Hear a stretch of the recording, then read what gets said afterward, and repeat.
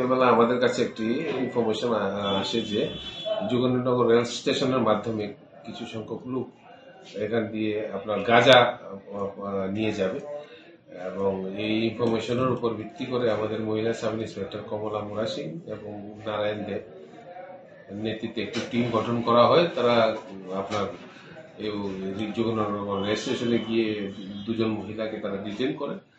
কমলা মুরা সিং এবং মহিলা ওমেন যারা অফিসার ছিল তারা তাদেরকে আপনার তল্লাশি চালিয়ে তাদের কাছ থেকে আপনার 8.4 কেজি গাঁজা উদ্ধার করে, যার বাজার মূল্য আনুমানিক 1.5 লাখ টাকা হবে।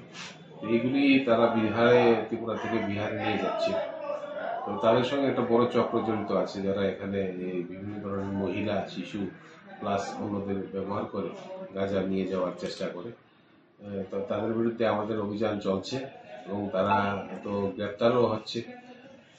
তাদের অনেকের নাম বেরিয়ে এসেছে, কিছু লোকাল এজেন্টও আছে। তাদেরকে আমরা খুব শীঘ্রই গ্রেপ্তার করব। তাদের নাম এসেছে আমাদের কাছে। আমাদের একটা স্পেসিফিক একটা এনডিপিএস একটা কেস নিয়ে আমরা তদন্ত শুরু করেছি। খুব শীঘ্রই আমরা অন্যদেরও গ্রেপ্তার করতে সক্ষম। তাদের বাড়ি বিহার। তারা এখানে কি করেন? তারা তো আপনার ট্রান্সপোর্টার।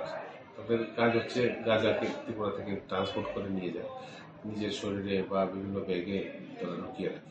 তাদেরকে কোর্টে প্রেরণ করা হবে? এখন ওদেরকে কোর্টে আমরা প্রডিউস করছি। রিমান্ডের কোনো আবেদন থাকবে? জুডিশিয়াল রিমান্ডে তাদেরকে জিজ্ঞাসাবাদ করার আবেদন থাকবে।